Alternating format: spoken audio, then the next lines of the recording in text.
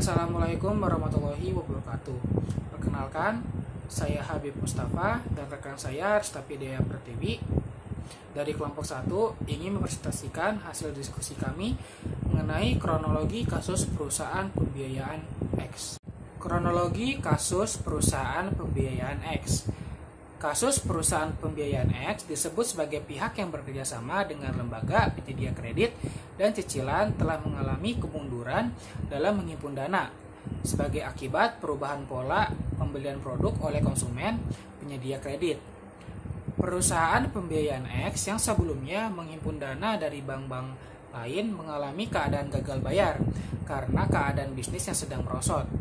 Dalam upaya menghimpun dana untuk melunasi hutang sebelumnya, mereka meminjam kepada pihak lain, yaitu dengan melakukan penjualan surat utang jangka menengah, atau disebut dengan MTN, Medium Term Notes.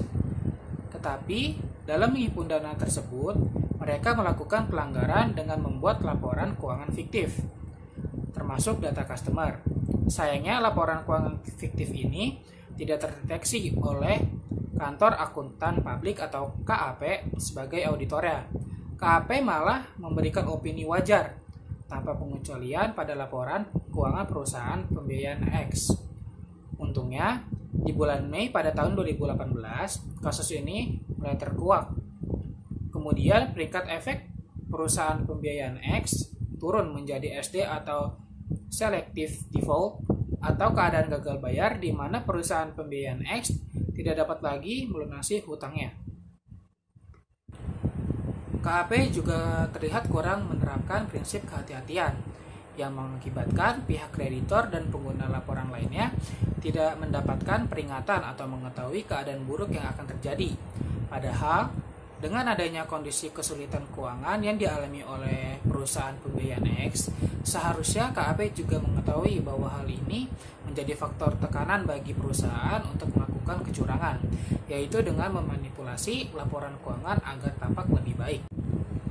Pelanggaran dan sanksi serta penyelesaiannya. Akibat melakukan pemalsuan laporan keuangan dan data lain-lainnya, perusahaan pembiayaan X melanggar pasal berlapis. Yang pertama ada KUHP nomor 362 tentang pemalsuan surat. Yang kedua ada KUHP nomor 362 tentang penggelapan. Dan yang ketiga KUHP nomor 378 tentang penipuan. Otoritas Jasa Keuangan atau OJK membekukan kegiatan usaha perusahaan pembiayaan X karena perseroan gagal membayar bunga MTN. Selanjutnya, saya akan menjelaskan mengenai sanksi yang diberikan adalah pembatalan hasil audit terhadap kliennya, yaitu perusahaan pembiayaan X, dan pelarangan untuk mengaudit sektor perbankan, pasar modal, dan industri keuangan non-bank atau IKNB.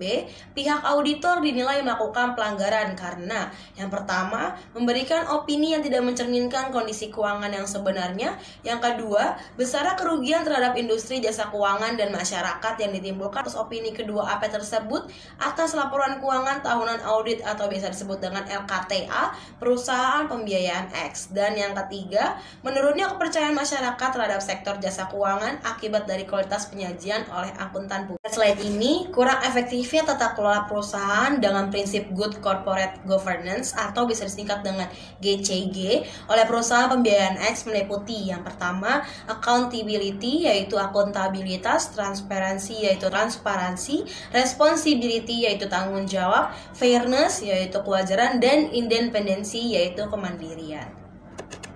Jadi, kesimpulan yang dapat diambil dari kasus perusahaan pembiayaan X dan Deloitte ini hendaknya menjadi pelajaran bagi para pelaku bisnis dan juga auditor.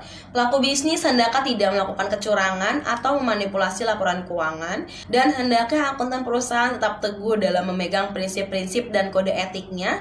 Jika dari awal perusahaan sudah mengalami kondisi keuangan yang lebih buruk, lebih baiknya diungkapkan karena dengan melakukan manipulasi kerugian bisa bertambah dan merugikan lebih banyak pihak. Auditor dan kantor akuntan publik juga harus hati-hati dalam memberikan opini audit. Jangan sampai opini yang diberikan menjadi menyesatkan bagi para pengguna laporan keuangan sehingga dampaknya jadi mengakibatkan kerugian material dalam jumlah yang lebih besar lagi. Seperti itu, kurang lebihnya mohon maaf. Sekian dari kelompok kami. Wabillahi taufiq wal hidayah. Wassalamualaikum warahmatullahi wabarakatuh.